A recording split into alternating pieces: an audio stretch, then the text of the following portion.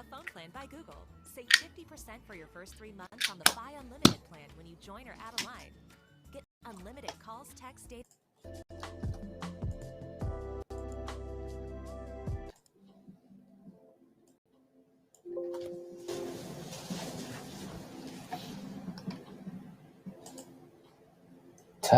Testing.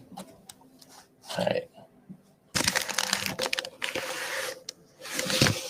Hey, what's up, John's Room 101? What's going on?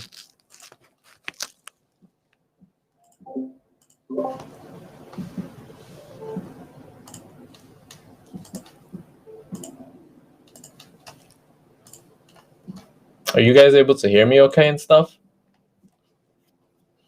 Yeah. That was tough. We got some huge earnings coming up today. We got Snapchat, Intel, Samuel Adams, Skechers, Seagates. So we got some pretty interesting stuff today.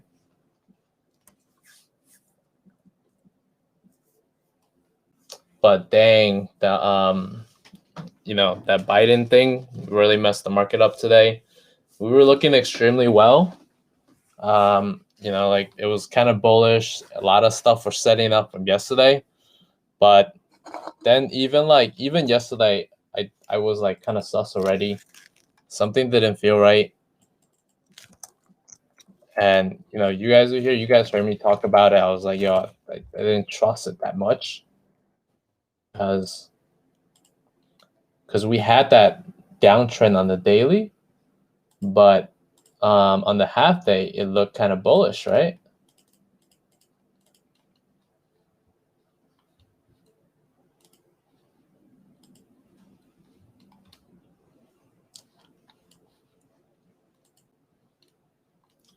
Like sometimes it's almost like, did they plan this, just to make it work? Did they planned it out? Oh, Intel dumped again. Let's check it out. Let's check. Intel just came out. Tiny dump, not crazy. You guys make it sound like a dump like $10, like the last few times when it dumped to like 47-ish.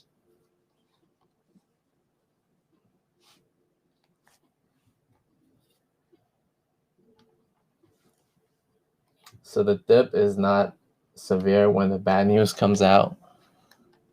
So let's see what Intel's earnings looking like. Intel's earnings per share was $1.39 as opposed to $1.15.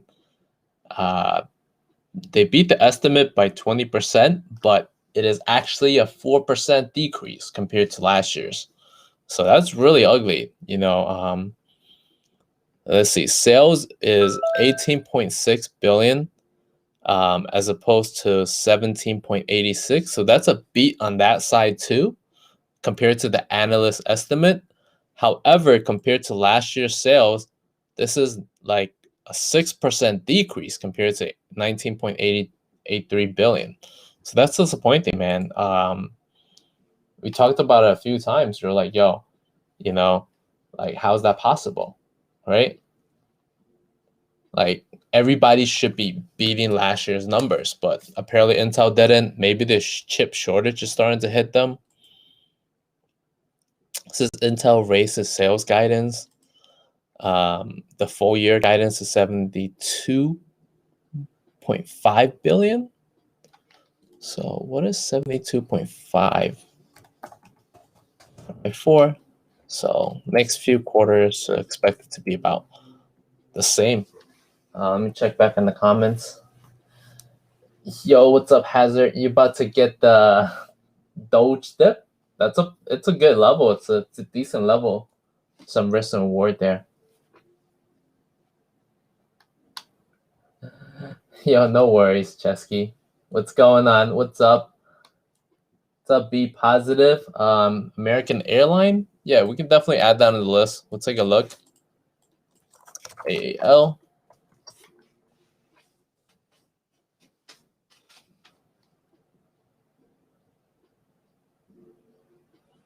Right, Tom? That's nuts. My bros think is a whale dipping it on purpose to let more in. I'm not sure, but interesting. Oh, on Dogecoin? Possibility.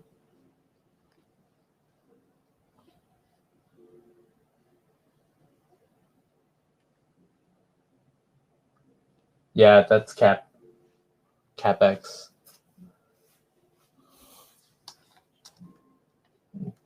John's room. Did you want to see apps? Is that what you're looking for?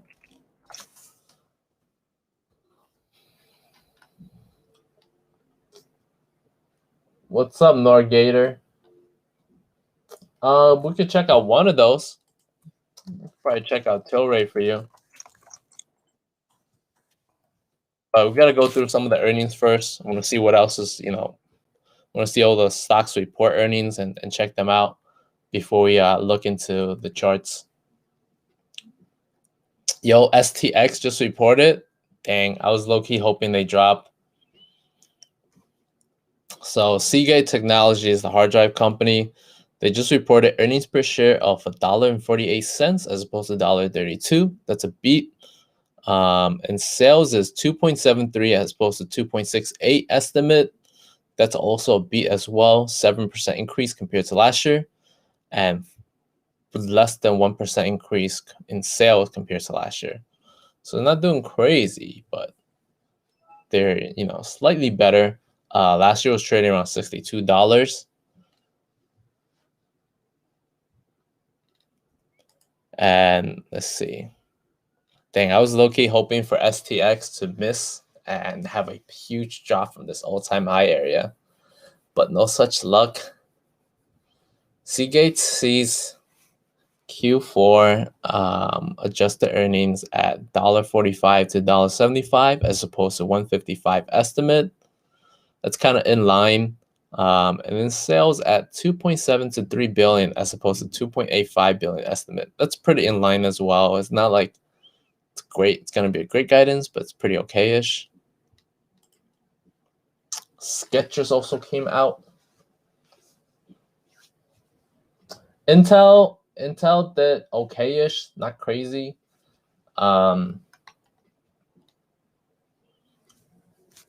Actually quite horribly to a certain extent because they didn't do as good as last year's.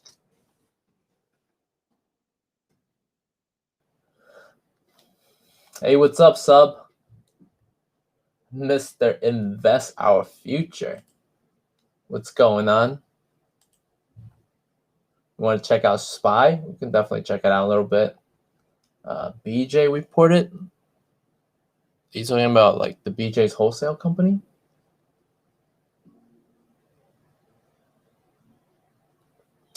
I mean, they may look like non-growth right now, but Intel could definitely grow in the next few years with those two plants coming up, though. Let me go back to checking out some of the earnings. Skechers, earnings per share is 63 cents as opposed to 46 cents. Sales is 1.43 billion as opposed to 1.34. That's a beat top and bottom. Earnings per share is 61% increase compared to the same period last year. And sales is 15% increase compared to last year. Yo, Skechers are like killing it. I don't know who's buying Skechers, but goddamn, they're making money left and right. So before market close, it was trading at this double top here at 44.64-ish. Right now, it's gapping up after hours, hit 49 almost.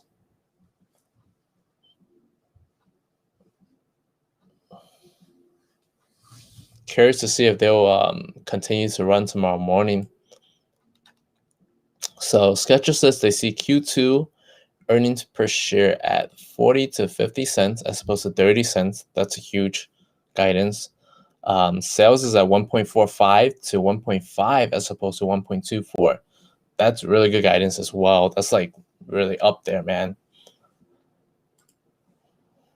But they expect the full year to be in line. They just expect next quarter to be performing really well.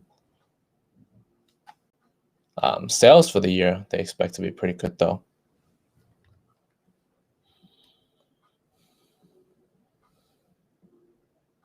Did you get a chance to watch the Money Monster movie?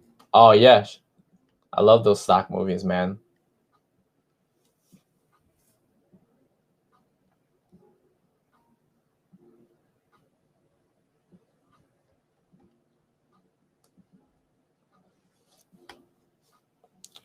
Yo, gotta support American company, man. Intel's like the only American manufacturer. Support American jobs.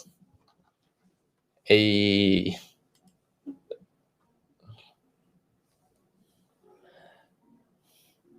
Snapchat just came out as well. Earnings per share is 0 cents as opposed to -5 cents. So they didn't lose money or make money per share as opposed to losing money. So that's good. That's a beat. Sales is 769 million as opposed to 743 mil.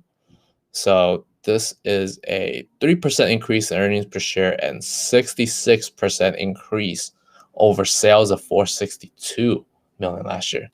That's actually pretty good. But you guys said it's dropping? It's dropping a few percent. How are they doing compared to last year though? That's the real question. Pre-COVID high, they were trading about $20. You're looking at 66% increase. In this quarter, stock is trading at like 300%, man. So I could see why it could drop a little bit. I think the last 2 quarters, they did have like 100% plus quarters. So you could probably add that together. They'll probably be valued around 40-ish. It's a little bit overvalued at this point.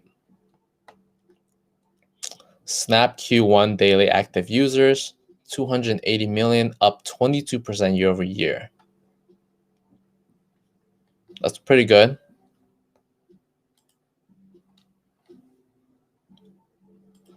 Snap sees Q2 sales at 820 to 840 mil as opposed to 826. So this quarter was, 769. So they expect to see another 50 mil to 70 mil increase, which is going to be much better than this quarter, though. That's pretty good. Oh, wow. Worldwide Wrestling Entertainment also reported as well. Yo, is this stock still alive? Oh, dude, it's coming back up. I thought they were dying because nobody could go watch those shows. So Q1 earnings per share is 51 cents opposed to 22 cents. Sales is 269 million as opposed to 255 mil. This is a 24% increase over the same period last year and 7% decrease in sales compared to last year. So they must have been cutting down a lot of expenses, so where they're getting 24% increase compared to last year, even though sales hasn't caught up yet.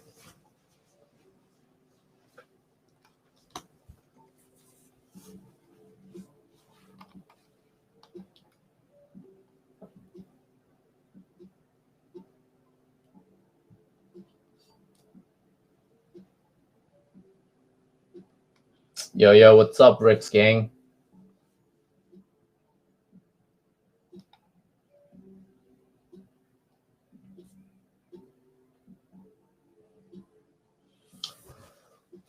Yeah, I mean, you guys are both making good points on Intel.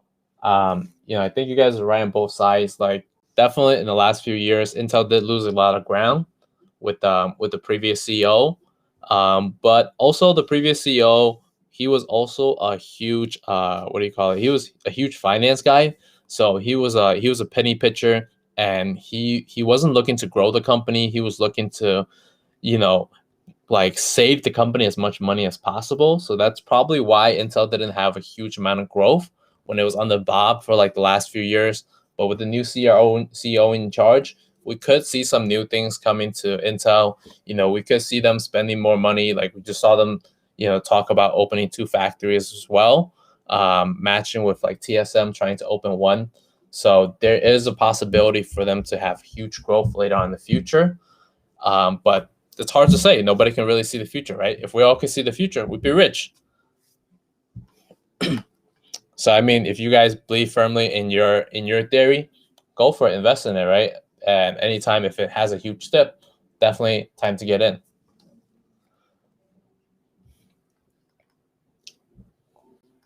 Yeah, GE is a pretty good point. I have heard from people that work for GE earlier, well, actually last year. I've heard from people last year in GE. They said that that new CEO was going to turn things around a lot. They were really hyped. Even like the people that didn't even have a chance to talk to the CEO, they were like extremely inspired by the GE's current CEO. So that's something that's good. If a CEO is able to inspire everybody down the line and able to get everybody to believe that the company could make a huge turnaround, that's bullish, man. I had like a lot of people tell me that like whether they were working for GE long term or people that were interning for GE, they were like, "Yo, invest, buy, buy, buy."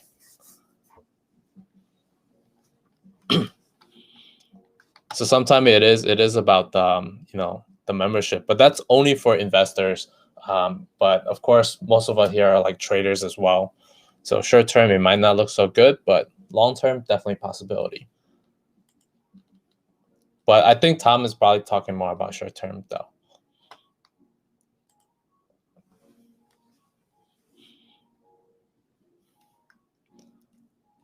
So let's see. Samuel Adams, Boston Bear also reported as well. Earnings per share 526, may not compare to 260 estimate. Wow, they just have another record earning. Like, I don't know what this company is doing. Like, I don't know if they're selling crack or what, but they're killing earnings back to back. It's ridiculous. Like, they sales is 545 million as opposed to 477. Like, this company compared to last year's beat, their earnings is at 228% increase compared to the same period last year. And sales is a 64% increase compared to last year. It's nuts. They've been having record quarters back to back. Last year, before COVID happened, this company was trading around like $400. It's at 300% right now, at $1,200, or actually $1,300. It's up $110 after hours. Sheesh, crazy. Damn, does anybody have shares in this? Yeah, Intel is definitely showing a double top on the chart. Let's see. But at the same time, if you look at the semiconductor sector, Intel is probably one of the most cheapest value right now. So Intel is at this March level right here around 60 something ish. This is the March highs. I mean, not March highs. What is this? Pre-COVID highs? Pre-COVID level is here. Oh, yeah, I think they're still undervalued. They didn't hit their pre-COVID level yet. This was the last year's highs. So they're around that $62. But when you compare them to all the other semiconductors, like the whole sector itself, whole sector has gone up, huge. The sector is up like 60%, whereas Intel is up like nothing compared to last year's highs. So that's something else to take consideration. Some people might look at it as a value trade too.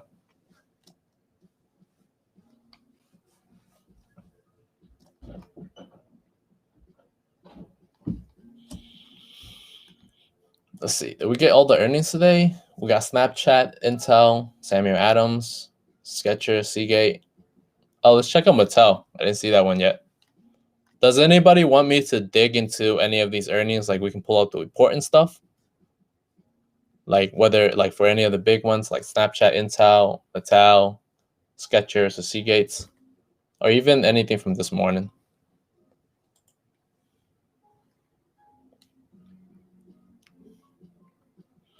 So Mattel is a Troy company. Earnings per share is 33 cents.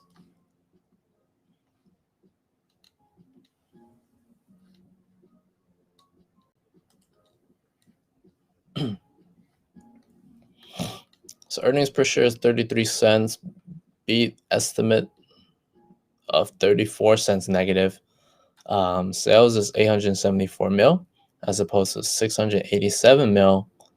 This is a 41% increase over losses of negative 56 cents from the same period last year.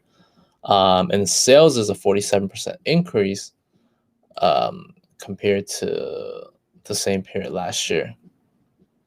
So last year, all-time high, company was trading around $14. Now it's at $20, 22 actually. So it was up really nicely, man. 22.18. We got 58%.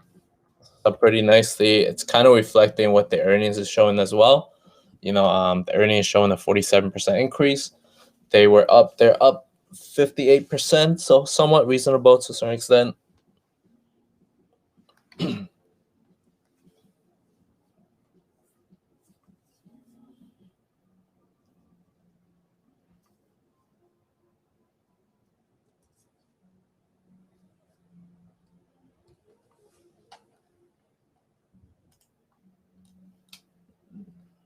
Yes, that makes sense.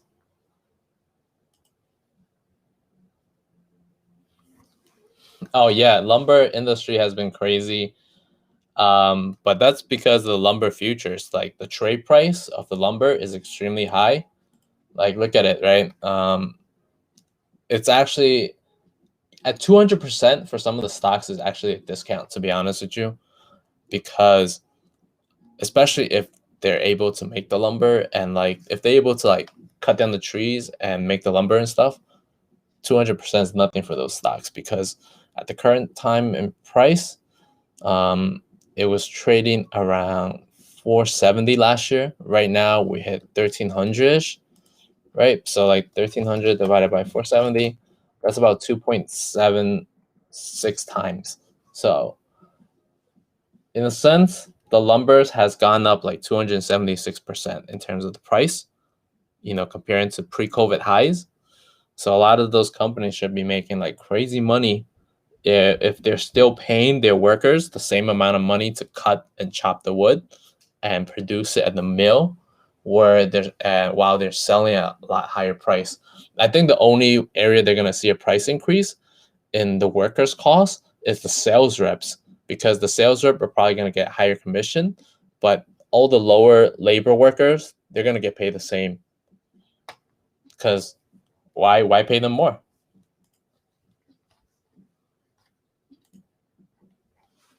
So that's a little bit on the lumbers and stuff. I mean, we talked about this a few days as well. Long-term play, hard to say, man. It's very speculative. It's very parabolic. So anytime something goes very parabolic, it could come down anytime. So it's definitely a risky play. You might, I guess you probably weren't here like probably 2-3 weeks ago, or maybe even like around April 8th, April 9th. We did a stream around then, and I talked a bit about lumbers. I talked about this Canadian company, especially like if you were Canadian, there was some company called like CP something or Canfor. Yeah, this company, CFP. So this is a Canadian company. You can invest in the American exchange as well. This was one of the most undervalued wood companies, and seeing that the lumber price has jacked up all-time high already, I was like, why couldn't this company hit their 2018 highs, which is like around $34? And they just did. They started moving up there and hit it. So they're coming back a little bit. They got earnings coming up. So it could be a risky play, could be an interesting opportunity there. But part of it is already priced in. The estimate is pretty high for this earnings. It's at 3.35 compared to what was it last year at negative 56. So it is pricing a huge gain already. No worries, man. Can't catch them all, right?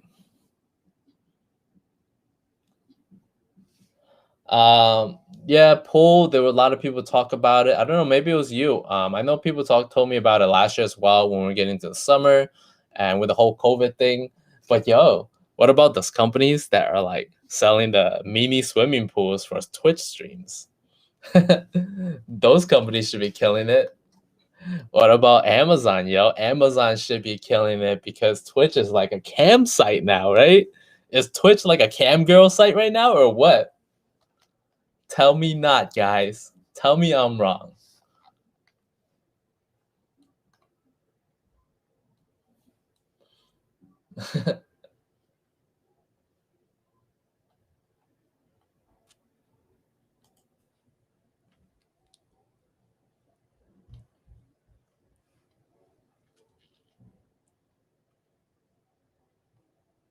There's some OPEC news today.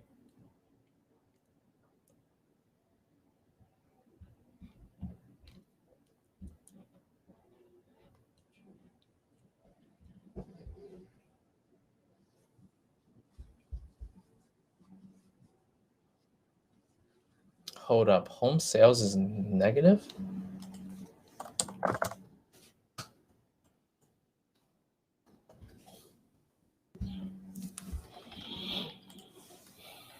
So let me look at some of the data that came out today. Jobless claim was negative. Initial jobless claim, well, continued jobless claim was bearish. Initial jobless claim was pretty bullish. It was good. Existing home sales is down. They forecast to be more sales, but we're actually getting less sales. However, we did see a big peak in November last year. In the last few months, actually, we've been seeing big peaks in home sales more than ever.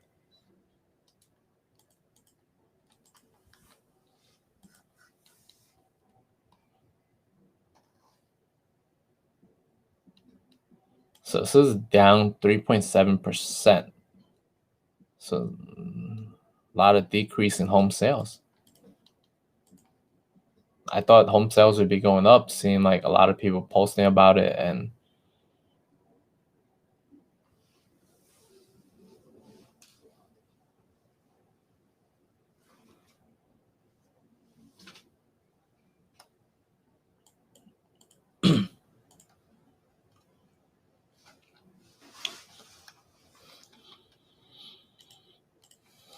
OCGN, yeah, I did see that a little bit. That is pretty interesting. That's definitely quite a possibility.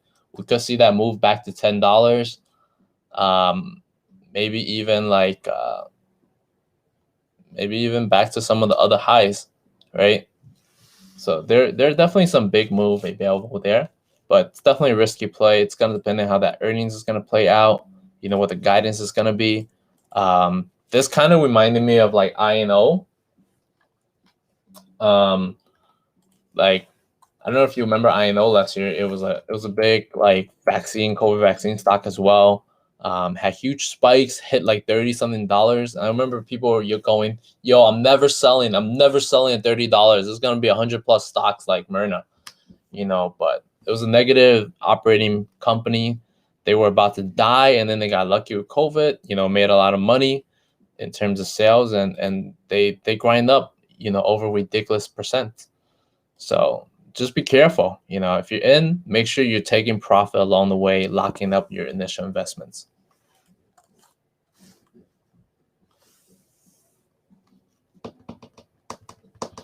Honestly, if people are moving back to cities and no longer afraid to, possibly, I guess people would be renting more, I guess, right? I was reading something else, and they said that there's also a way to manipulate mortgages as well.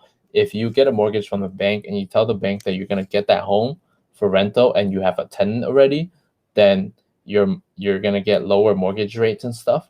But if the bank finds out that you're not able to rent out the house and you don't have tenants, apparently, they can spike up your mortgage and cause people to get screwed over in that sense. But I'm not sure. I'm not that involved in the industry.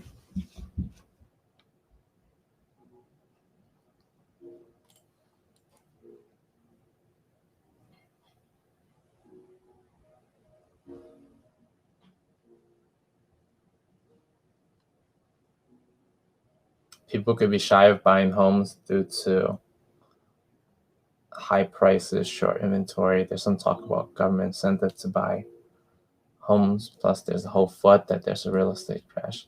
Yeah, I've been seeing a lot of FUD about real estate crash lately. Everybody's saying like it could be like a repeat of like 2008. I mean, obviously, like some people also said that, you know, like history doesn't always repeat itself, but sometimes it rhymes. So, you know, it doesn't necessarily have to happen the same way, because there's definitely way better regulations than there was back in the day. But I think right now also with a lot of like a lot of companies, they said some of the issues. I was like going in depth into like researching it, and they said some of the issues is that there's so many like online companies right now that are doing the mortgages, like Rocket Mortgage, UMC, and whatever, and all these other miscellaneous companies that are focusing on the selling part of the mortgages now. Like they make commissions selling mortgages, right? Again, which is what kind of happened back in '08 or '05, where like Wells Fargo and a bunch of other companies, like these salespeople were making killing selling mortgages. So they could, you know, they can manipulate the data to in a way where the computer system would approve the mortgage and banks would see it, and they'd be like, oh, this, you know, this record looks clean. So they're saying that's something that can happen again, or in the process of it, because people are making money selling mortgages again. Hey, what's up, Russ? They lower rates so cheaper to buy houses, so house price go up, then provide incentives because house price so high. Just so I don't know, are they gonna provide incentives? How much? What could the government do to provide incentives? Like, don't people already get first time home buyer tax breaks and stuff already? All right, so we're gonna check out some charts. Got AAL, SPY, Tilray, apps.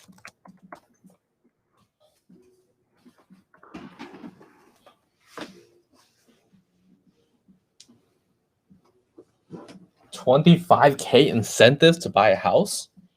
Dang, is that like federally?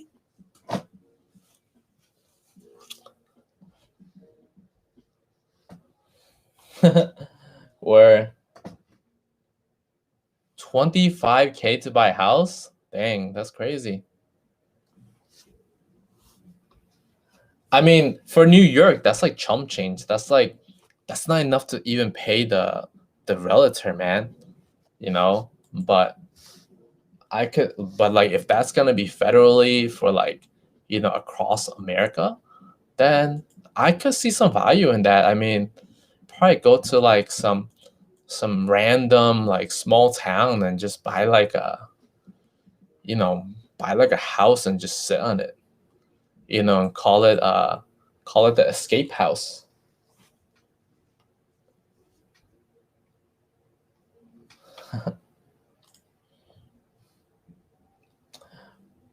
Hey, greetings, Borgen.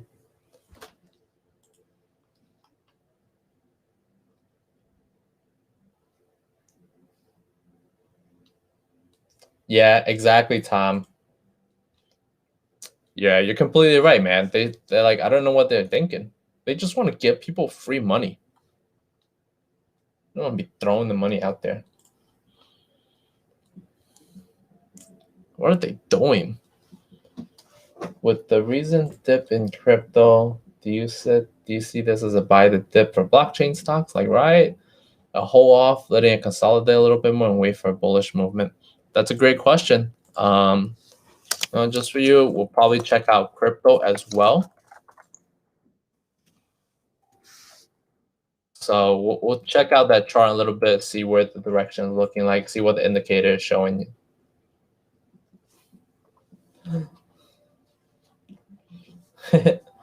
Yeah. I mean, yo, I heard like even houses in Texas are going crazy right now. I was talking to my friend and she said that apparently like houses like selling like back to back, like over asking price. Like people are saying that apparently houses in what was it, Austin, is selling over like 15 to 30% asking price. Like who is doing that? Like you see the retail price and you're like, yo, let me pay 30% more over retail price. Cash.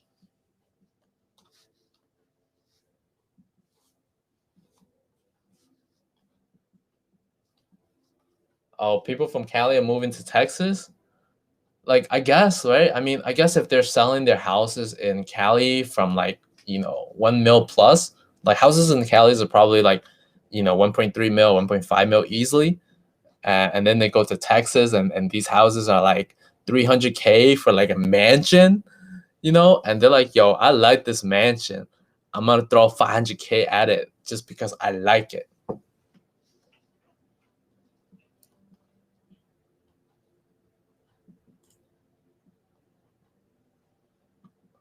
Rogan told people about Austin, now it's booming.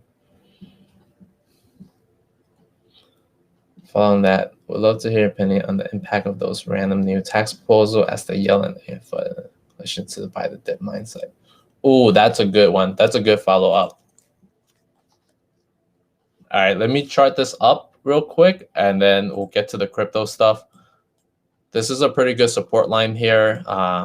Resistance as well. I mean, this is a really good resistance line because we had support here. It bounced off support last year or 2019 actually.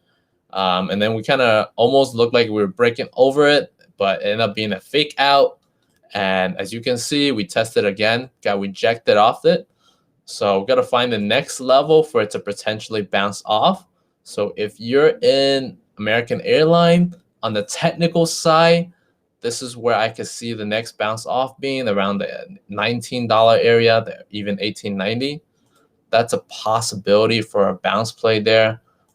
If we opening continue to be doing good and market continues to be bullish, obviously, right? If market continues to be bullish and economy is we opening it up, then airline revenues can only get better from here, right? Especially American Airline, man. I love them. Like as a company to take the planes for, they have such good service and they give you snacks, man. Oh wait, no, that was JetBlue. JetBlue gives you snacks, but American Airlines is pretty good too. So AAL, possible bounce near 18.8 area.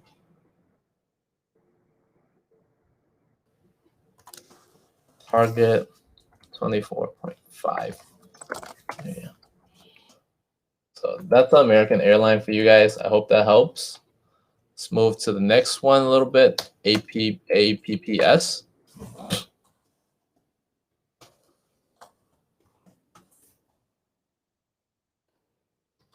Whoa, APPS looks good.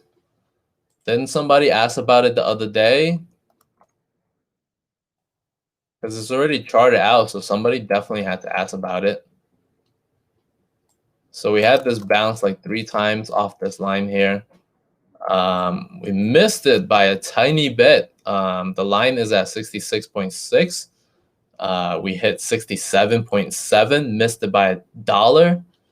It looks like it wanted to come back up. So like triple bottom bounce right there. The money flow coming in. It looks like it wanted to come back up. Target could be like $81. If we come back up, hit that trend line right here. Hit that top of the trend line.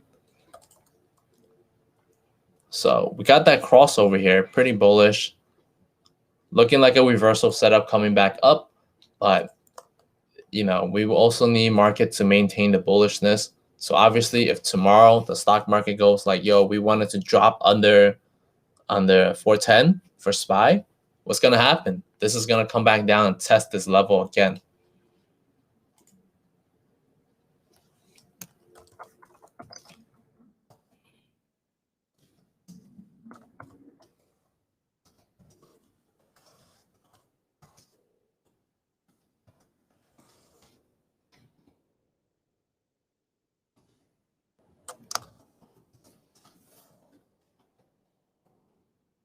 Oh, was it you that asked me about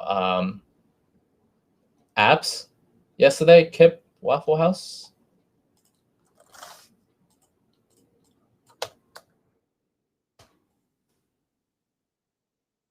BKNG. Let's check it out.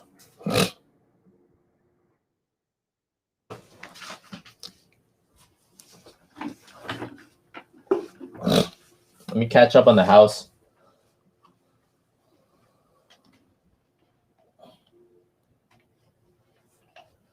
Agree, Texas house prices are nothing for CA transplant. Texas has no income tax and Cali up taxes. And all these stories about people bidding up the asking price here in Texas. And my wife told me last night, seriously thinking about talking to my realtor. We only been here 1.5 years, but without inventory, people are paying big bucks. I'll just move to the country. Yo, I mean, if your house price like accumulated 100% within a year, I don't think that's a bad sell. I mean, hell, I would even like move to a condo or something for like a few years, you know, at that point. Yo, what's up, Jimmy? What's going on? Yeah, it's tricky. It's tricky to time it. I think if you like wanted to time this properly, you have to be like a genius at the same time. You probably have to sell your house at the peak, rent out for a while, you know, and then like after you rent out for a while, wait for lumber price to come down, wait for material price to come down, and then hunt for a house in the countryside when all the demand has gone away. That's when people are willing to negotiate and sell you on the low instead of selling you at the high, right? But on top of that, that may sound good financially, but at the same time, it can also be a huge hassle to move your house, to move everything in, to move everything out, you know, the whole logistic of it, the whole like how you feel about it mentally, emotionally. That's money there too as well, right? So how much money is that worth to you at the same time? So that's something to consider as well.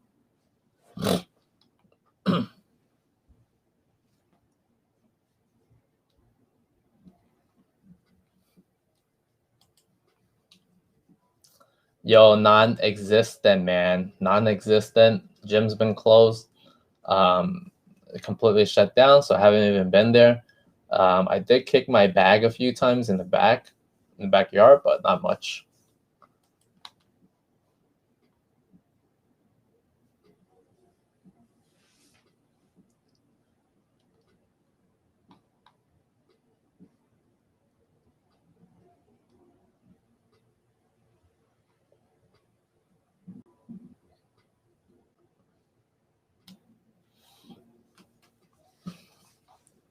Yeah, it's tricky, man. It's tricky to time it.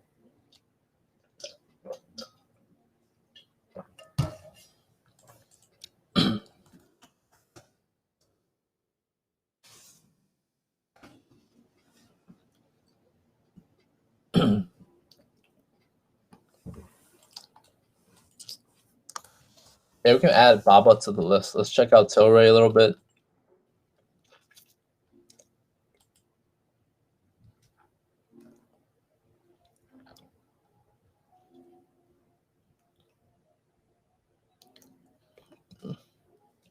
So Tilray kind of broke this support here at the 18.5 area. It looks like we're heading, we hit down to like this $15 range and kind of bounce a little bit here. So not super certain about this. Not sure where the direction is going. Let me check the marijuana sector.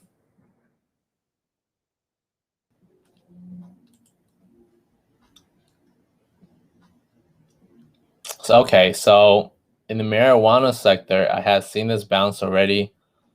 We got that bounce on the top level over here. This time it broke. We didn't bounce there. We came back down, tested this area right here at $20 range. So that was one of the moving averages that it bounced off. So it looks like we're moving back up. We could hit like this 2176 area. That's probably where you can take some profit off. So it looks like the marijuana sector could reverse to the upside. We did get that doji, but I don't know if it's gonna be a fake out. It is good in the fact that, you know, we got got that over here. We got the reversal signal over here after it hit the SMA, which is usually better because that's a good area to bounce off. It's kind of like bouncing off a wall, whereas like over here, if you're trying to bounce off, you're just bouncing off empty air.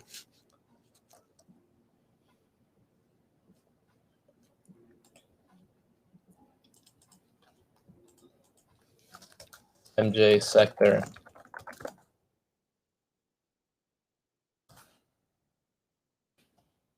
MJ sector setting up reversal to the upside. Target is 21.70 first.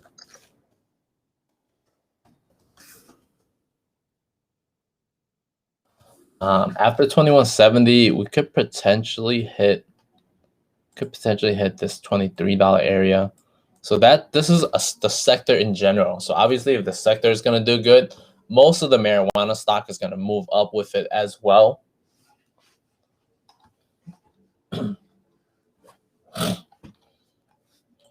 So that is on Tilray.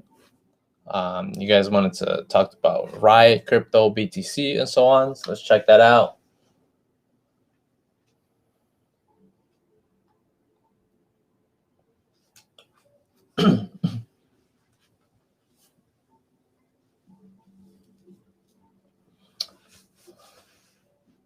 Oh, Graham F finally moved. That's what's up. Nice. Crypto is at the bottom of the range right now of where we're looking at. As you can see, like charted this out a while back, we're hitting that bottom of the range, kind of at that double bottom around 52K here. I kind of said it yesterday, right? We want crypto to be breaking above this green line, and it kept freaking rejecting this line, man. I'm kind of sad myself. Like I'm kind of annoyed a little bit because I wanted to see it move up too, because I do have skin in the game. I do have like a decent size amount of crypto in the game, and obviously I'm with you guys, man. I want to be making money, right? I don't want to see my money decline as well. I was pretty hopeful. I wanted to see us break above this moving average here, and you know, hit that $58,000 range. I want to see us hit that, but it didn't happen. We continued to get that rejection to the downside.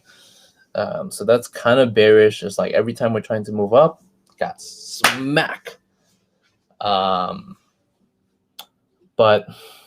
as far as this Yellen 80% tax thing,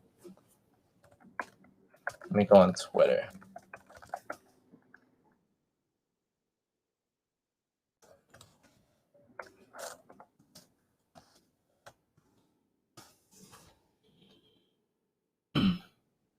Where did I post that before?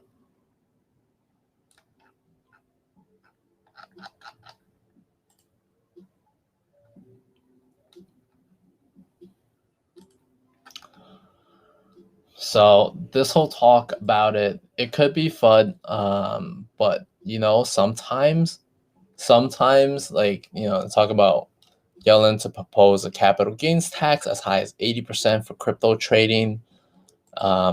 You know, obviously, yes, this could be fun. You know, it sounds so ridiculous that it may not pass. You know, it may not pass, but at the same time, you know, we're trading these derivatives, and like sometimes all you need is a catalyst, right? All you need is the right catalyst. All you need is to put enough pressure to force it to move in the direction that you want. And what's going to happen? Algos is going to drive it down because there's a lot of algo trading now. You know, there's a lot of like algos in the market, trading crypto, trading stocks, all types of stuff. And because these you know, algos are trading, all they have to do is put the right amount of pressure. The algos will pick it up, and the algo can trade it down. And if they trade it down, it's gonna be ugly because we can come all the way back down, you know, to like this 12K range. Because at the end of the day, how much was it last year, right? So that's definitely something to be considerate about. At the same time, I will give you the bullish case though. That is something to be very very careful about, to think about it. If you are in crypto, make sure you're de-risking. If you're profitable, take some profit off. Make sure you locked in your initial investment so that you're only risking the gains at this point. The other bullish case is you could say like the RSI is all-time low. We could see a move up. But sometimes RSI being all-time low also means that there's very, very little buying power in the market. So, but that's the bullish case. They could reset it and they can make it like move back up. So that's a possibility, kind of like over here, right? They reset the RSI, move back up right here, move back up, right? And even over here, move back up. But on the bias side, go see like, look, it didn't move. It didn't move here. It just died some more, and then tried to move back up again, faked out and die some more.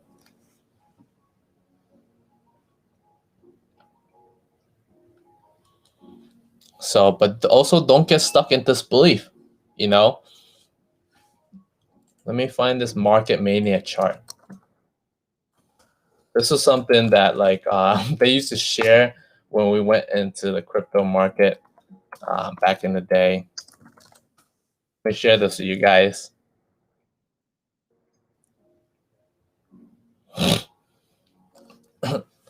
So, I mean, this works almost like with anything, but they say this is kind of like how the how a lot of like people see the market and stuff. So there's like there's smart money getting in over here in the beginning before it takes off, right? And then there's institutional investors getting in over here and starting at the top, and then that's when like media attention hits and it starts running. Once media attention hits, people are buying in, they're liking it, there's enthusiasm, the public market is starting to come in, and that's when there's a lot of greed. Like people are making 800% with Dogecoin, right? So 800% with that doggy coin, and they're getting mad greedy, they're getting delusional, and then we're gonna hit that top, and they think we're gonna get even higher than this top. They're like, yo, endless amount of money is coming. And then when it comes back down a little bit, people is gonna be in denial. They're gonna be like, yo, it's a trap, yo. It's only gonna go back up, it's only gonna get higher, right? So some people could be in this stage and they won't even know it, because when it has gone up so much, there's so much greed, you're already delusional, of course you're going to be in denial. That's when the bubble is going to be. And then, eventually it's going to return to normal. People are like, yeah, it's moving back up, it's going to return to normal, it's going to go up again, but then once there's enough FUD, there's enough fear, it's gonna start selling off. People are gonna like sell it off like there's a fire in the house. Everybody's gonna run out. So you gotta take that into consideration. Don't get stuck in like delusional stages. Then again, I can't say we're sure which stage you're at. We're either at this area here, or we're at this area here. I don't know which one we're at. Do you guys know which one you're at? It's hard to it's extremely hard to say, where we're at. Extremely hard to say. So that's something interesting for you guys to take a look at. Take that into consideration of where we're at in the market and stuff.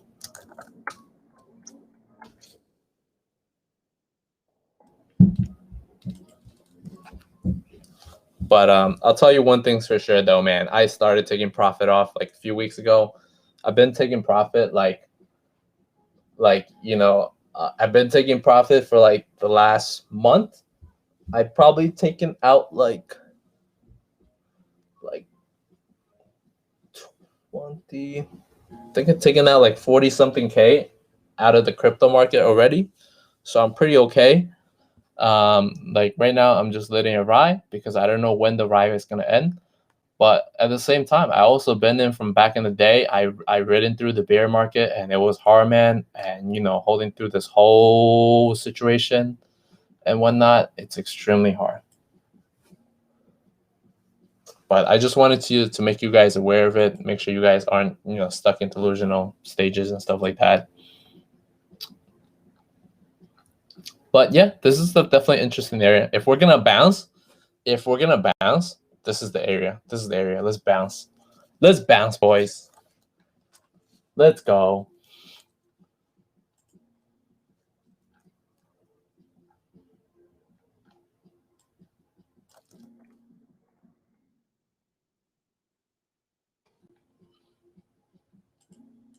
Oh snap! As I said that, we lost 52,000.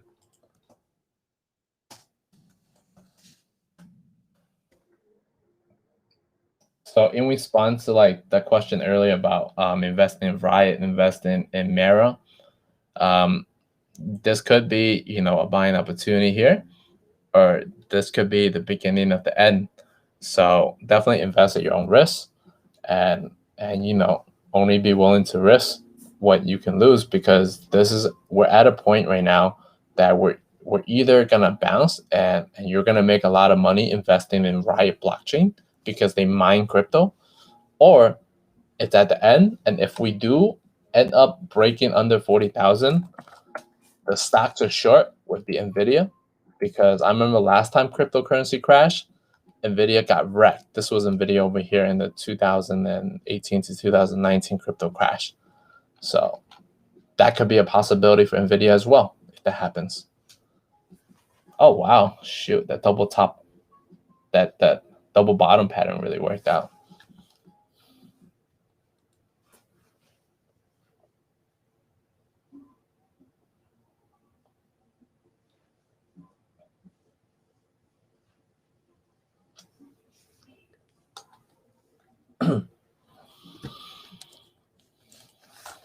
So that was crypto Bitcoin Riot. I hope that helps you guys, man. Hey, what's up, Supreme Wi-Fi? You want to check out OZSC? We can take a look. We added that to the list.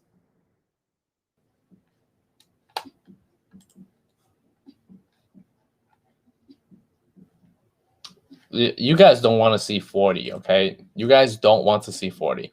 If you're bullish on crypto, trust me, you don't want to see this level. If we go down to this level, it's gonna be hard to come back from.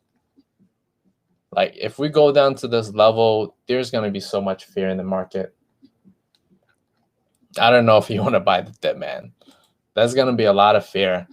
It's gonna be a fight of like bears and bulls at that point. If there are more people that are fearful than not, then it's gonna cause a big drop. We also kind of broke that bullish pattern here as well. So let me pull that. So we also had like a bullish uptrend pattern here that we kind of broke under, right? So that was the break of the bullishness.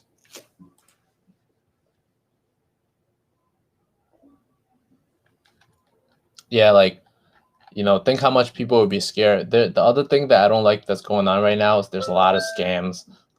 There's a lot of fake coins out there that people are getting in, like from Safe Moon, like Galaxy Moon, whatever Moon, all these fake Moon coins. Like, yeah, you could definitely make money in it. I'm not saying don't risk money in those. If you think there's opportunity, definitely worth to risk some money, because fortune rewards the bold, right? If you're bold enough to take the risk, fortune may reward you, but at the same time, you may not. Definitely not seeing 40s today. No way. If we see 40s today, we're going to see 20s next day. You don't want to see 40s.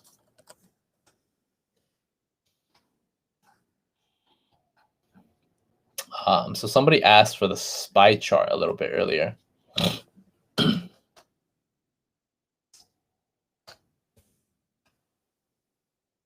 Who was it that asked the SPY chart? What's your play on it?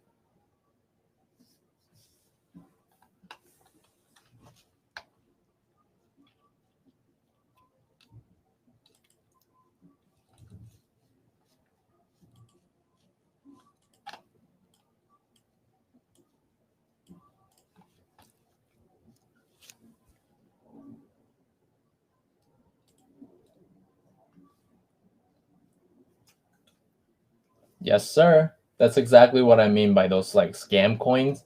Like money makers are taking advantage of those people to get into the scam coins. Actually, let me see if I can find this video. Let me see. Somebody sent me this message last night. Gotta see if I can find it.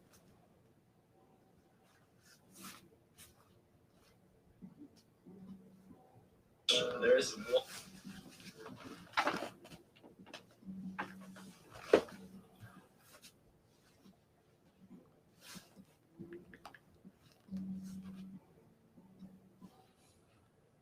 one piece of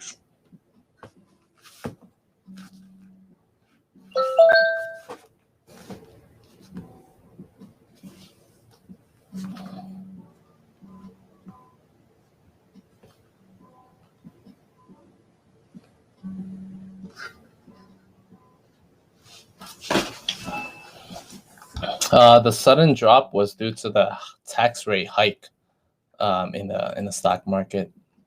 I mean, from Biden. Want to see some shady shit? Hundreds of people slide into my DMs every week looking for investing. Whoops, I posted on the wrong screen. Let me post on this screen.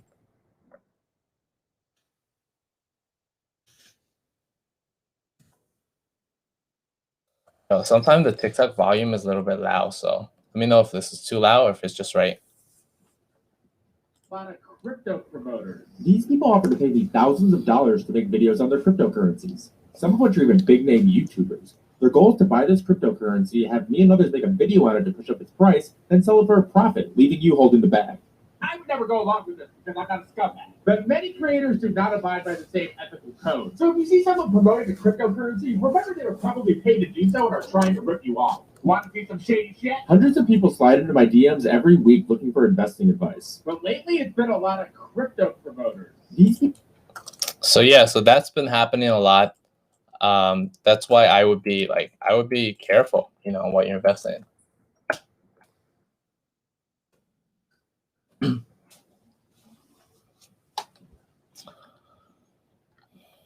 But as far as SPY, I said yesterday that on the long-term chart, I thought we were kind of bearish because we saw that reversal setting up here. And then it looks like we were coming back down. But obviously, we had a nice bounce yesterday. And yesterday, even the day before, so yesterday was Wednesday. I think Tuesday night, I said we might have seen a bounce on the line here because the RSI was extremely low. We did get that mini bounce. And then we have a huge sell volume toward the end of the day today. Because I guess the algorithms, they picked up the tax increase word and they sold off. But at the same time, it was super sus. It kind of like went along with the prediction of the daily trend, where I was expecting the trend line to reject and continue to move it down. So the trend line that I'm talking about is on this chart that I drew.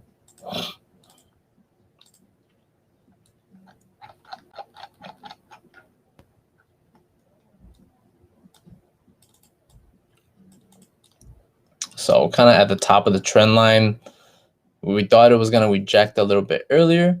Didn't reject until here. And in addition to that, we were like 15 days green. So it was bound to come back a little bit. So either we're going to, come back down a little bit more here, or we're just going to end up chopping until the RSI bottoms out before we make another move up. So I'm not even sure if tomorrow's going to see a big move. Maybe Monday, if we're going to move up, maybe Monday we'll move up. But at the same time, as of right now, I'm not super bullish on it. But there are a bunch of bullish patterns setting up on the other stocks, but I'm just not super crazy bullish on it because we're at this sus area, and every time we kind of hit this trend line, we had gotten the rejection over here, here, right? There's so many rejections on the trend line, and there's other times we hit the trend line in the past. So like looking back in history, almost like every time we hit the trend line in the past, we had rejected it, had a big drop. Even this one time over here where we actually broke above the trend line, extremely bullish, we end up having a humongous drop afterwards. So that's something I'd be a little bit careful on, starting to take advantage of the information that's given to us and play properly. If you were gambling like 80% of your account before, cut back down to gambling only 20% of your account, so that even if something unexpected happens and we do get a huge drop, you won't get hurt so bad. Hopefully everybody learned from these previous drops, like in October, September. I know a lot of people blew up their accounts then. Even February and in March, a lot of people blew up their accounts. So just be mindful. Even when the market is extremely bullish, start to, if you're making money, make sure you put some aside so you don't get hit as bad.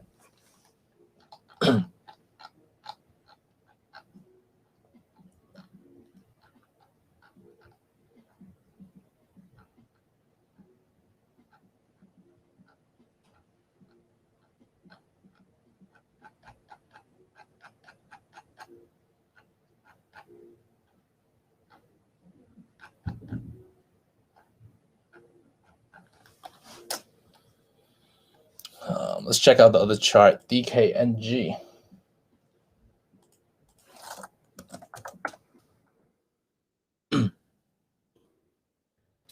Oh, DKNG actually looks interesting. Oh, I see what happened.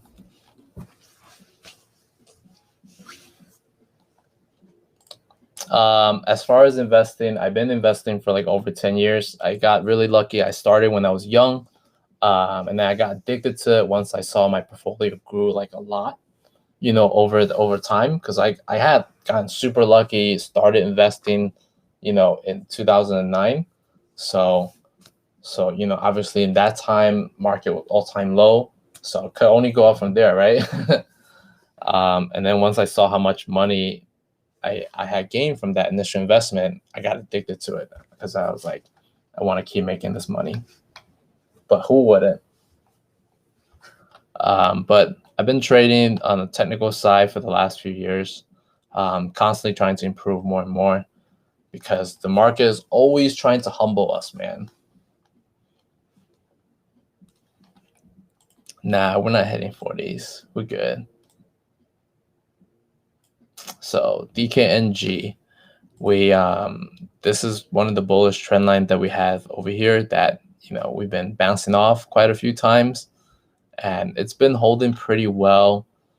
Then we came under it a few days ago. We lost the trend line. You could technically say, like, even here when the background went red, you could kind of get bearish. We lost the trend line. We almost came back, but we end up closing. What did we close at? 59.30. Closed at 59.30. So we technically closed right above the trend line, but it's at an iffy area. Above 59, continue to be bullish. Under $59, bearish. Or maybe even like 50, 57-ish, if you want to have a little bit more of the leg room and stuff. But I'm kind of scared here, because usually when it goes under the trend line and it tries to come back and it fails, it would most likely reject and then come back down even further. But we do have earnings coming up that could be an interesting catalyst for it to run. But the last two earnings wasn't too hot. The last two earnings, we didn't have a hot pre-run. We didn't have a hot like pre-market run. So I wouldn't necessarily say this is a bullish setup here. At least not on the half-day chart. I don't think it's a bullish setup on the half-day chart. I didn't like the way it closed today.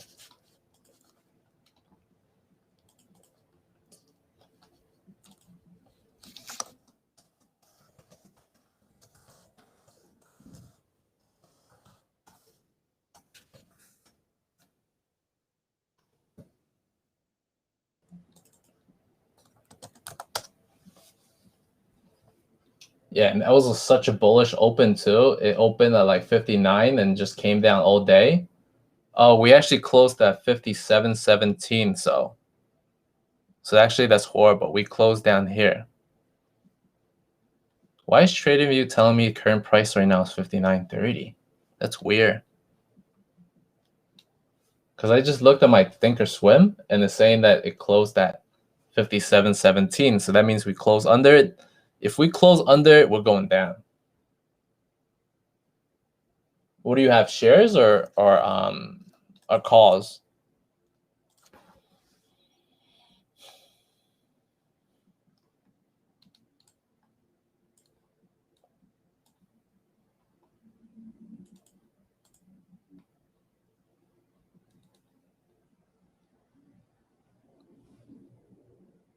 I mean, hey, if you have shares, you like the company, it is a growth company. They're doing a lot of big things.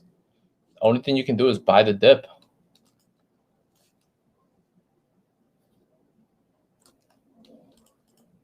Yeah, if you got shares, only thing you can do is buy the dip. Hit it again, buy it again at $47 levels.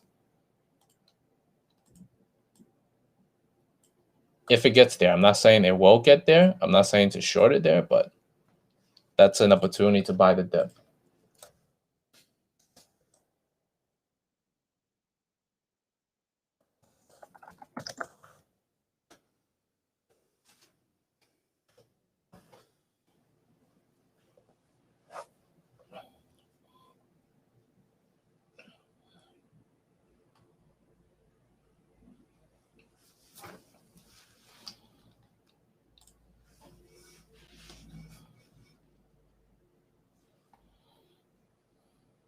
That's a good question, man. Whether we think the capital gains tax news is going to have a bearish impact in the market overall. I mean, you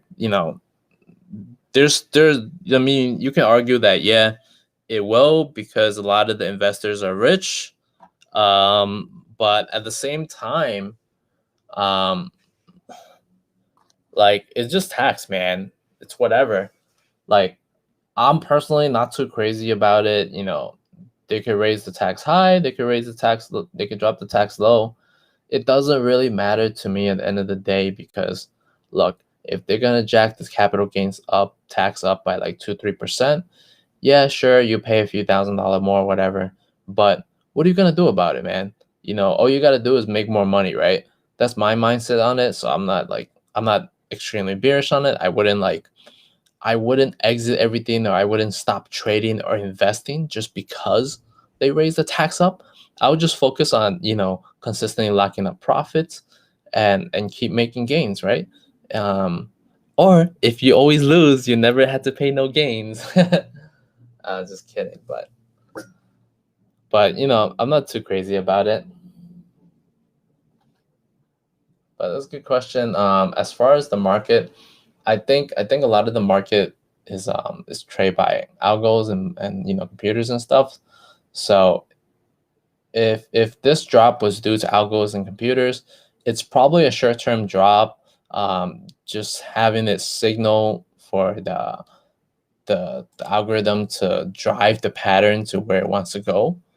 So I think if we lose like 412, actually I think if we lose 411, we'll set the line in stone here. If we lose 411, I'm bearish. If we lose that support right there, market's gonna go down further. Ideal support I would love for the market to hit would be 406 or 397. That might sound too crazy to you guys there, but what about the last few times we hit those levels, right? So those are some possibility.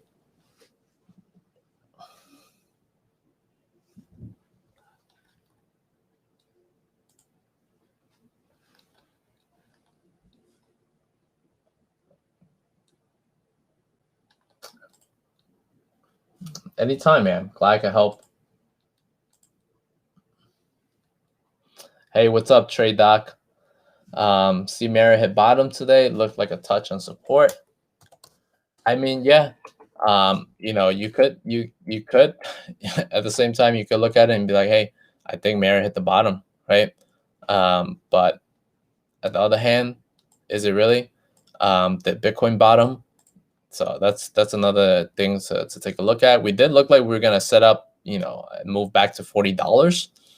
Yeah, I was hopeful for that too as well, because I actually do have 100 mirror shares that like my cross average is way down. But I was hedging it for a while, but I didn't sell calls on it because I thought we were going to move back up. We obviously didn't move up. Crypto is crashing. Bitcoin is coming back down. Ethereum is coming back down as well across the board. Next major support for Mara is around $26, $27 area. That's probably the next area to look for opportunity.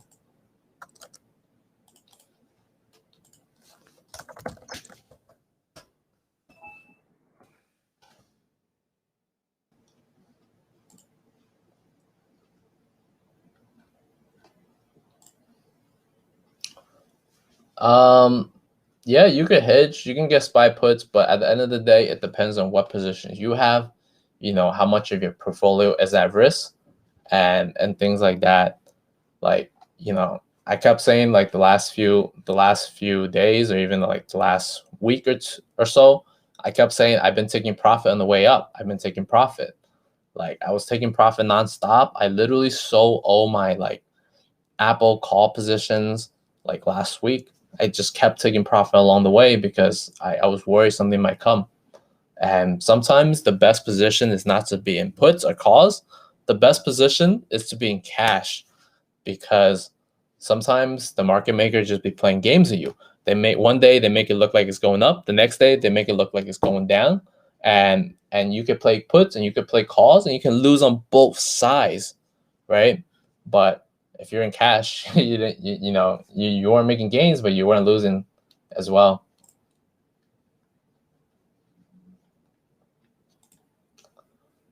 $440 and then back to 406. I don't know. That's extremely bullish.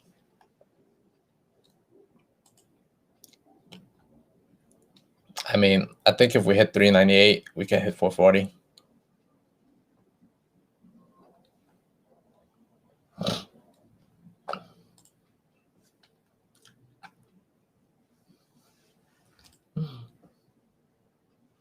Yeah, right? Totally. All right, let's check out BABA and then OZSC. I feel you, Trey Doc. I'm sorry to hear that, man. So BABA, we got that rejection over here. It's almost too easy, man. It's almost too easy playing out. Actually, it wasn't. It looked like it was a fake out. So Alibaba kept rejecting this area right here at 243. This line was drawn from here. I don't even remember why I drawn this line. Oh, I drawn it from here, all the way back here. So Alibaba kept trying to break it, fail, epic fail here. Did it again, epic fail. And then this time, I thought it was going to come back down to 214 before I attempt that again. But long and behold, Alibaba, attempt to break it again and actually broke through a tiny bit. Looked like a breakout. I'm sure a lot of people probably play it thinking it was a breakout, but RSI was extremely high. It topped out, came back down, and looks like we got that rejection. We might be coming down here to this area at 220s. Or it might come back to the bottom here. But overall, I'm kind of bearish. I wouldn't take a long position unless it comes to the bottom. At least that's my thought process on it.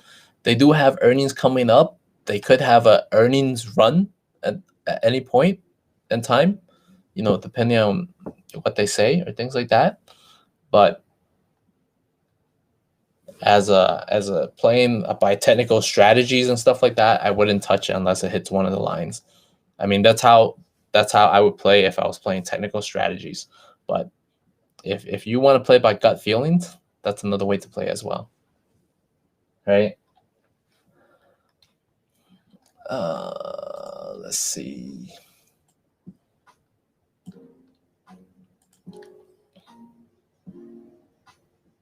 So not too crazy about BABA.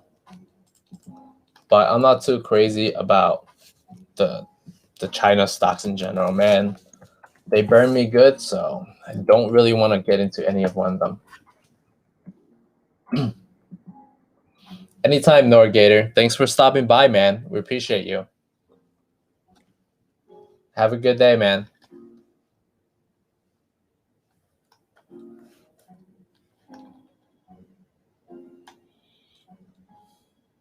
So let's see. What else is on the list? OZSC. Oh, huge pump today, eh?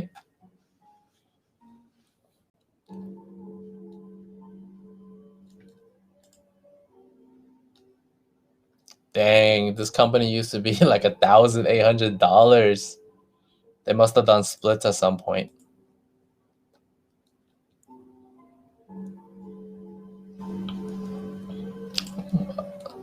What's this company about? Supreme Wi-Fi.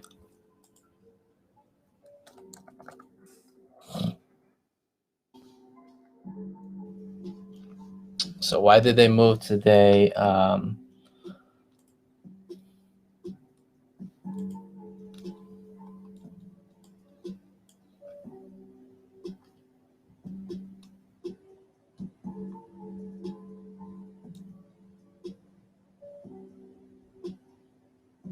Oh, they announced some supplying of equipments for the first near net zero microgrid. Microgrid provides 3 key benefits during the paradigm shift to distribute generation, cost saving, carbon reduction, and resiliency.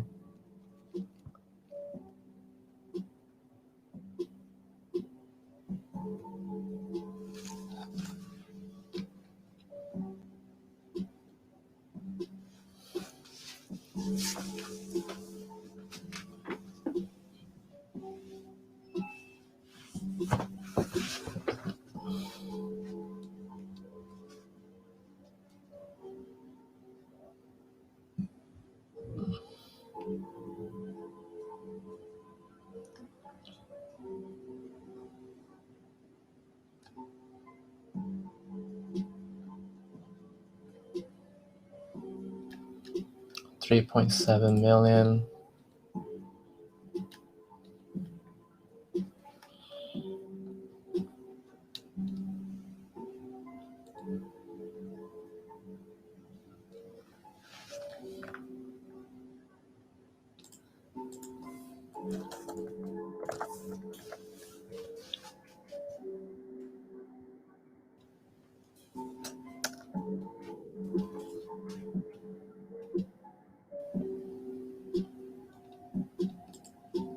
What?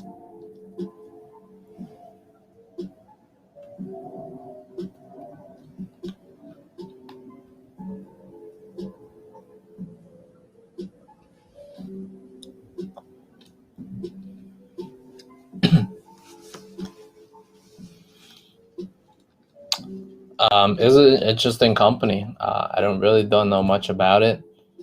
There were some huge orders for it today. It's like a super penny stock, and penny stocks, they move however they like. But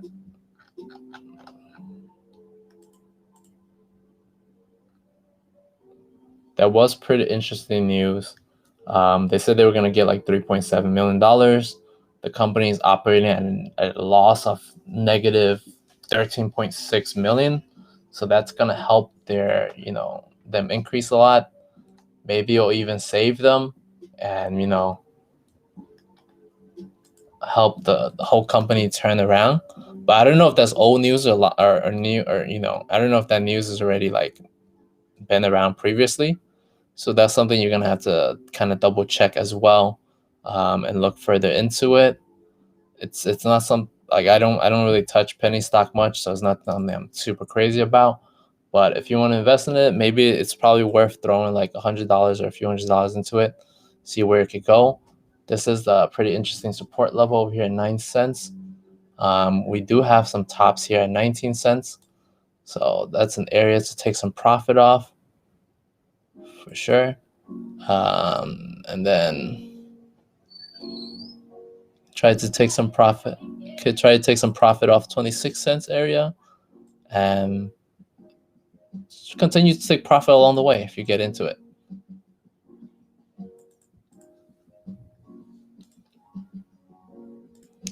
So that's the support, resistance, another resistance.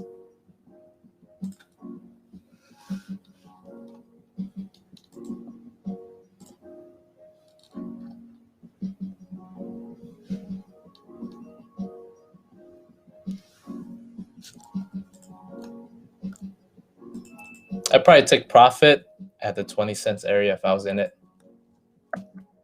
That'd be a good area.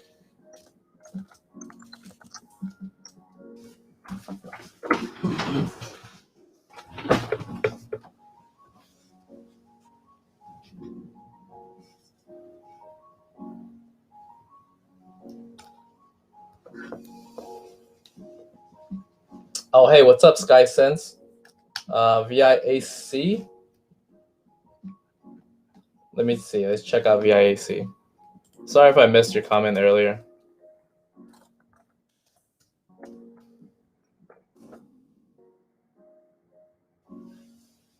Yo, VIAC actually looked good.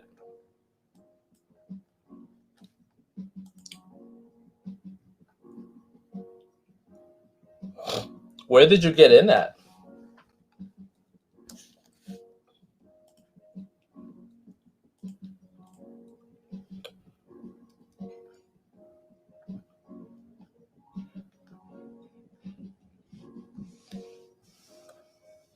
So as you can see, I kind of draw like the sloppy like support line or resistance line from all the way here. That's where we got this line here at 43.87. You can see we kind of did hit the area perfectly as well, 43.87. Actually didn't hit it perfectly. We almost hit it. We hit like 42.56, which is kind of where the moving averages is. The moving average is at 42.51. And it looks like we're coming back down a little bit, rejecting. Next level, I was looking at this stock too. I wanted to pick it up as well. But me personally, I probably would only pick it up if it comes back down to this 34 area for that big run up again.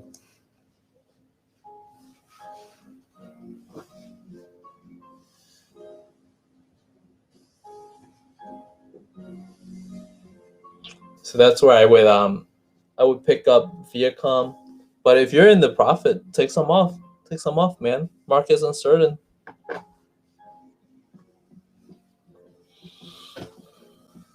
Hey, what's up, MPC? We did SPY already and stuff.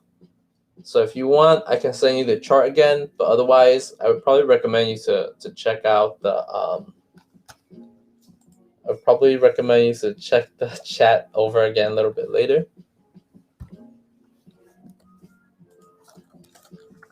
So we're gonna did SPY just like a little while ago.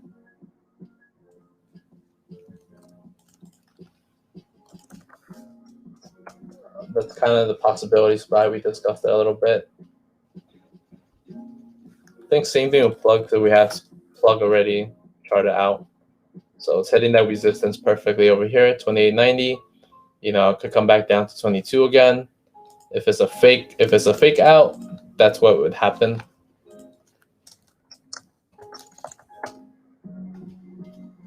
So I think somebody asked about it yesterday, and I was like, yo, that's a pretty good area to take profit here, 28.90. So based on what happened today, that did look like a decent area, but we won't know until tomorrow.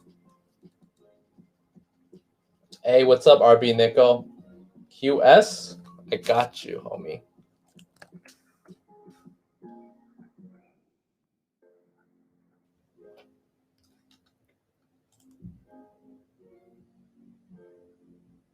What am I pointing at here?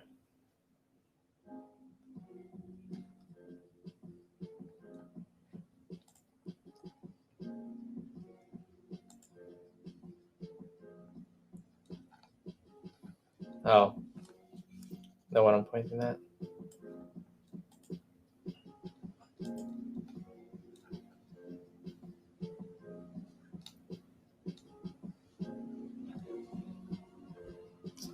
So I think the other day we did see that bullish move on QS. It did start moving up with the market, with Tesla in general. I think overall the QS move is gonna depend on the market as well. You know, QS is gonna move on how well SPY moves, because obviously if SPY starts crashing, what's gonna happen to QS, right? It's gonna start crashing as well. So I think we do have a possibility to come back to $38. That's probably an area to start to take some profit off, maybe even like 43 area to take some profit off. But it is looking a little weak on the half-day chart. On the one-day chart and the daily chart, it does look bullish though. It looks like I have more room to go.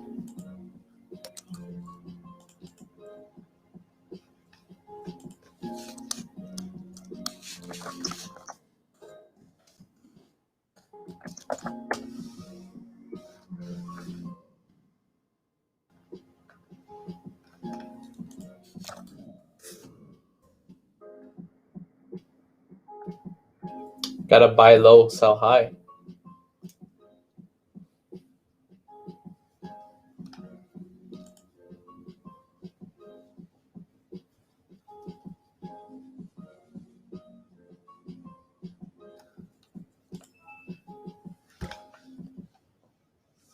LCRX. Let's take a look.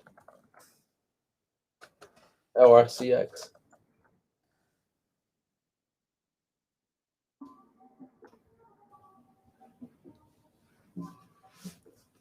Oh yeah, I think LRCX had a really good earnings yesterday, right? It was extremely bullish, but it couldn't get the move up because of the market. So we're kind of testing support again. If we lose that 613 level, what did it close at? Dude, this is such a big stock, man. It's kind of hard to play this. I'd be scared to play this, man.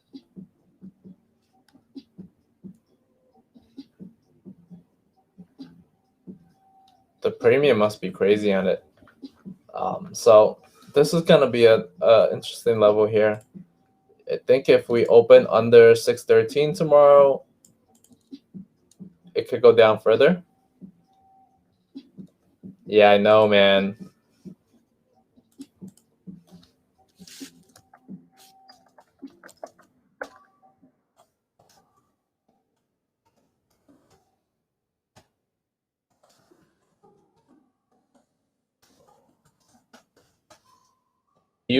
What do you have on, like, what's your position on it? Do you have shares or do you have calls?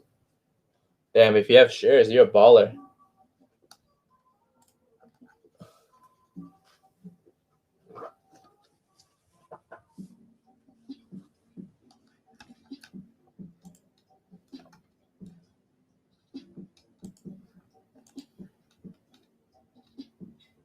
Well, let me check out the AT&T earnings this morning.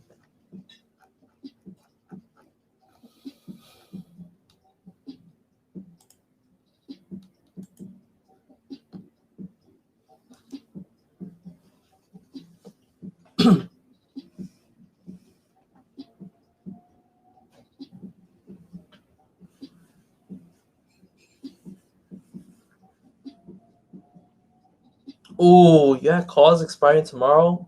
Yo, you were probably up a lot, bro. Why didn't you sell?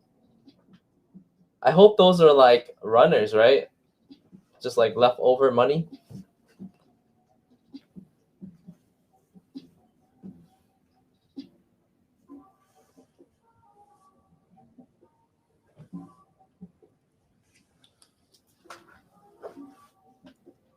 Don't worry.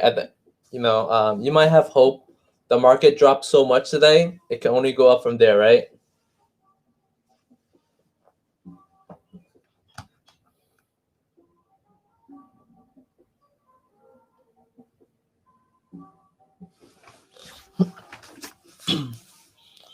Communication revenue rose 5.2% year over year.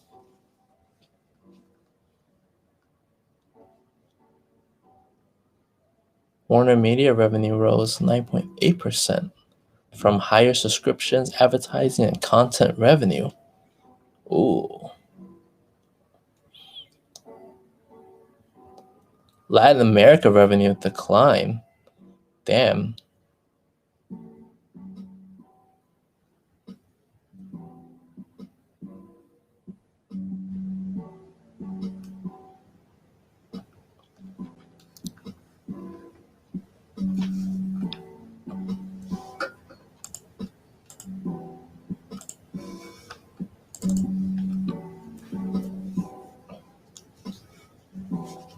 Oh, you bought them right before close. Yo, good luck, man. If it pops tomorrow, make sure you take that profit, bro.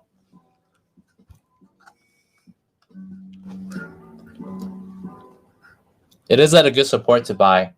You did buy it at a really good area, because if it was an area to gamble, that 613 area was a perfect area to gamble.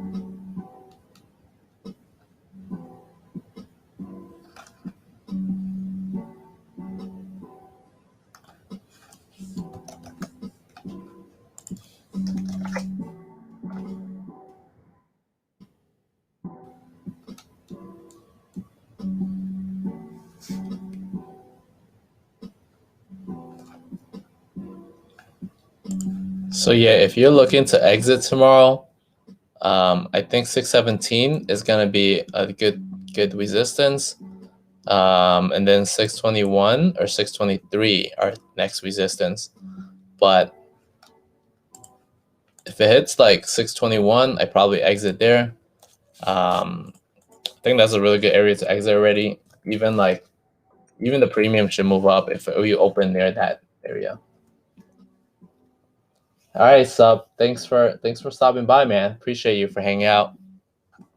We'll see you tomorrow. I'm probably gonna end it here in a tiny bit too. I'm just gonna check out the AT&T report.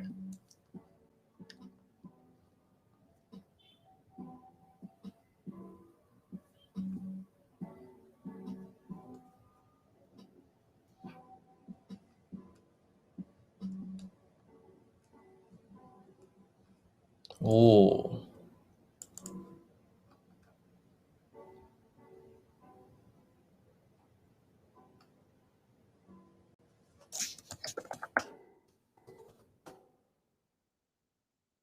Ooh.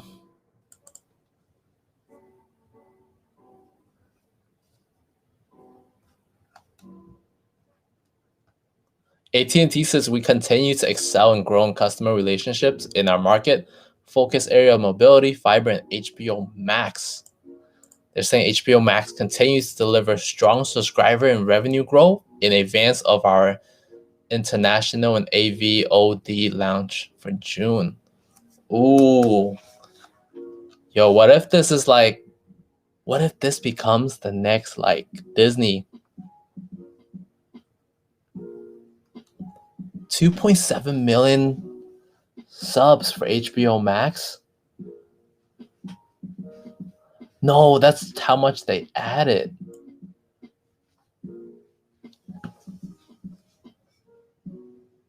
Revenue is only up 9.8%, but this is the beginning though. This is only the beginning.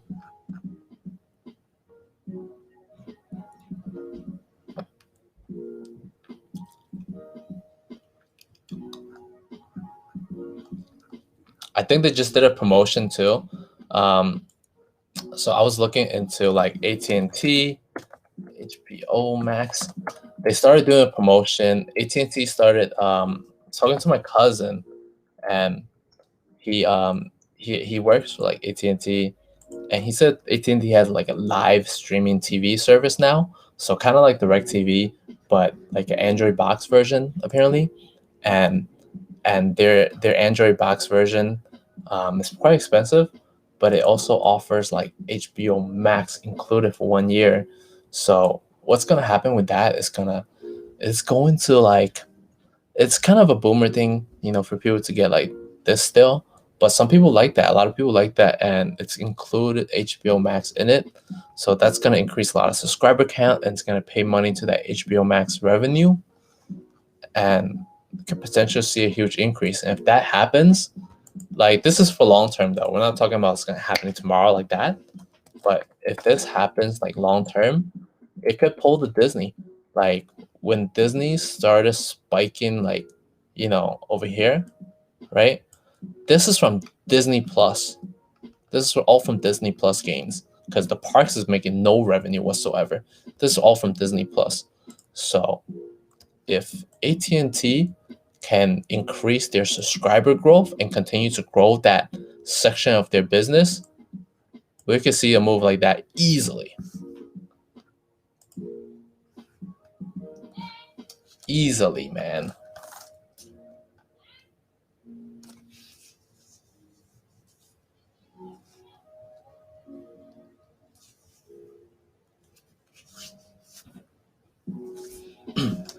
So Waffle House, yo, Kip, I don't know if you invested in AT&T, but definitely interesting investment. On the dips, obviously, if it does come back down to like 28, buy the dips.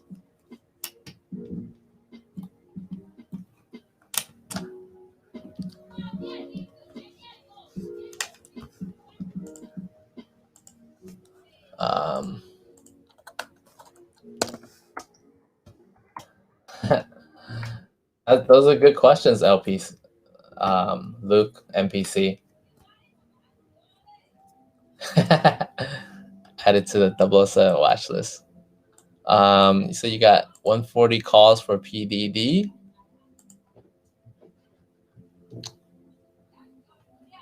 I think PDD can hit 139. On the path is going, it looks like it can hit that 139 rejection. We did get a double bottom, but obviously, like I said to all the other tickers, we're going to depend on the market. If we get a nice bounce in the market, that's going to be your sell area. Take profit there. Of course, it could break higher, and you can look back and be like, damn, why did I listen to 007 and take profit at 139 when I could have took profit at 156? But, you know, if you have a plan, stick to it. If you don't have a plan, make a plan, you know? So this way you don't sit there and look back, because when you sit there and look back, it's always going to end poorly for you. Oh, CPNG, they should have a huge spike, because I remember there was good news about them.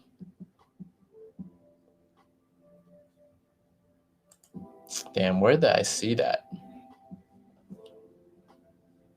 Yeah, it's a good area, 42-ish.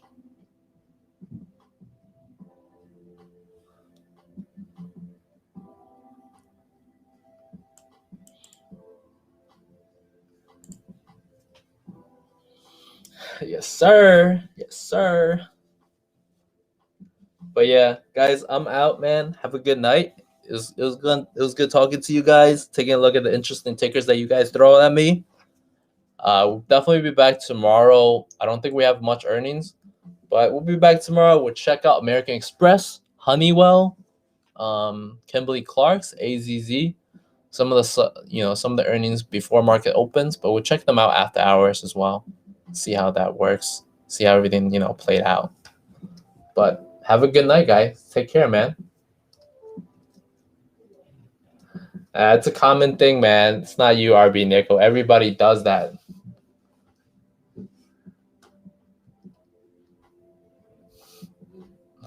All right, man. Peace out, guys.